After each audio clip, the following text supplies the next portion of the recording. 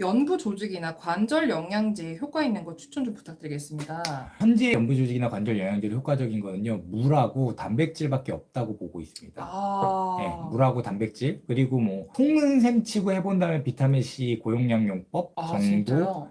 비타민 C 메가도스 정도가 그나마 몸에 큰 문제 없이 접근할 수 있는 음, 방식이라고 생각하고요. 다른 영양, 예를 들면 글루코사민, 콘드로이친, 뭐 콜라겐 이런 것들은 입증된 바가 전혀 없습니다. 네. 네. 간헐상 연골 절제술을 받은 지 7년 되었습니다. 오랜 시간 다리를 사용한 날에는 무릎에 피로감이 오곤 하는데요. 요즘 광고하는 연골 영양제인 콘드로이친 정말 도움이 될까요? 관절에 대해서 한번 얘기를 해볼까요? 관절은 생성과 파괴, 이 균형에서 소비성 조직이라고 많이 얘기를 해요. 그러니까 그만큼 사실 많이 쓰면은 퇴화된다라는 거죠. 자, 그러면 이렇게 볼게요. 연골 영양제, 콘드로이친, 뭐 글루코사민, 뭐 5만 가지 되게 많잖아요. 사람들이 관절에 대해서 그렇게 생각하니까. 근데 잘 생각해 보면 한 방에 10몇만 원, 20몇만 원 DNA 주사, 그 다음에 줄기세포 주사도 연골 재생이나 이런 데에 효과가 미비해서 하지 마라라고 하는 의학계의 의견이거든요. 물론 비용으로만 따지는 건 아니에요. 근데 진짜 단백질을 합성하는 원료가 되는 DNA 혹은 줄기세포 이거에 대한 주사들도 연골을 재생하는데 연골을 좀 완화시키는 데 효과가 없다라고 알려져 있는데 일개 영양성분들이요. 흡수될지도 잘 모르는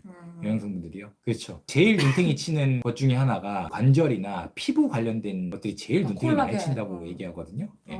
물 적정 섭취량이 있을까요? 운동할 때 땀 적당히 흘리는 것 제외하고는 딱히 땀을 흘리는 활동은 하지 않습니다. 신장 질환을 갖고 있는 사람이라면은 500ml에서 1리터 정도를 기본으로 충당하고, 그러니까 아침에 일어나면 500ml, 네. 자기 전에 500ml, 그럼 1리터잖아. 거기에 갈증을 느낄 때마다 물을 계속 마신다. 이 정도로 갈증. 보는데요. 그게 아니라면 일단 수분은 갈증을 느끼면 마시면 됩니다. 근데 이게 현대인들이 생각보다 갈증을 느끼는데 수분 섭취를 거부하는 사람들이 있어요. 여러 가지 원인으로. 그게 문제가 돼서 물을 많이 먹으라고 계속 그러는 거지. 사실 갈증을 느낄 때 그 갈증에 반응해서 물을 잘 마신다면 네. 수분을 따로 챙겨 먹을 이유는 없습니다. 한 가지 빼고요. 한 가지. 스트레스 환경. 강도 높은 운동 상황, 직장 상사 사태질 상황, 쫄리는 상황 이런 장기적인 스트레스 상황도 연관이 있을까요? 장기적인 스트레스 상황도 연계가 있는데 장기적인 스트레스 상황이면 여러 가지가 다 바뀔 겁니다. 근데 그게 물 섭취랑 어떻게 좀 연관이 있을까요? 스트레스 환경이라고 하는 건 우리한테 네. 긴장감을 유발하는 환경이기 때문에 뭔가 먹게 만들질 않아요. 긴장을 어떻게든 벗어나서 안정적인 상태로 가야 되는데 그때 뭐 물을 먹거나 배변을 본다거나 소변을 본다거나 음식을 먹는다거나 잠을 잔다거나 이런 행동은 일어나지 않습니다. 그럼 운동할 때나 아니면 내가 스트레스를 많이 받고 있다 하면 물 섭취를 좀 챙겨야겠네요. 그렇죠.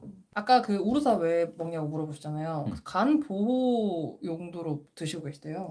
우루사가 간이 보호가 될까요? 혹시 간이 손상이 됐다는 객관적인 증거가 있으세요? 뭐 피 검사라든지. 네, 객관적인 증거가 있으세요? 혹은 간이 뭔가 문제가 생겨서 피로도를 많이 느낀다거나 이런 부분이 있으세요? 그러면 우루사를 먹기 전에 만약 네. 그런 증상이 느껴지신다면 수면이 부족하지 않는지, 운동이나 활동량이 너무 많진 않는지, 그냥 다른 일반적인 영양소 섭취가 부족하지 않은지를 먼저 보시고 네. 그런 것들로 개선이 안 됐을 땐 검사나 이런 걸 통해서 간이 문제가 있나를 살펴보시는 게 맞아요. 보호 차원에서 우루사를 먹는 거는 아주 잘못된 접근입니다. 그거 먹는다고 보호되지도 않고요. 그렇습니다. 운동하면 간에 무리가 간다고 하던데 밀크시스를 예방 차원으로 먹어준다면 괜찮을까요? 운동을 하면 간에 무리가 간다. 과연 운동이 간에 무리를 줄까요? 그 운동의 기준이라는 건 뭘까요? 예를 들어 전날 밤에 운동을 과하게 했어. 그리고 다이어트 때문에 대충 먹고 자거나 안 먹고 잤어. 다음날 새벽에 또 운동해. 그건 무리를 줄 수 있어요. 왜냐하면 지나친 체조직의 분해, 그로 인해 단백질, 질소물질의 과다 형성 그런 것들이 있는데 정상적으로 식사 섭취하고 휴식 잘하고 운동하는 사람은 그럴 가능성은 전혀 없습니다. 그리고 심지어 운동은 간에 있는 지방산을 뽑아다가 에너지원을 쓰게 해서 간의 섬유화나 간 경변을 막아주는 가장 대표적인 방법이거든요. 근데 어떻게 그게 간에 무리가 갈 수 있을까요? 그러니까 여기서 말하는 운동은 자신을 돌보지 않은 지나치고 과도하고 그런 운동일 경우에 그럴 것이다 라고 생각하시면 됩니다. 그렇게 하고 계시다면 밀크시슬을 드셔보세요. 홈쇼핑 영양제 사는 부모님 말리는 방법 좀요. 꺼버리세요.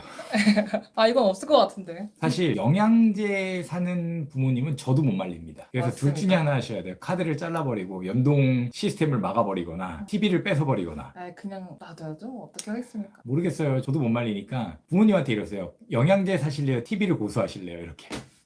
그러면 어머니 죄송합니다. 좀 그렇게 하셔야 될 것 같습니다. 빠이빠이. 안녕히 계세요. 안녕히 계세요. 잘 자요, 여러분.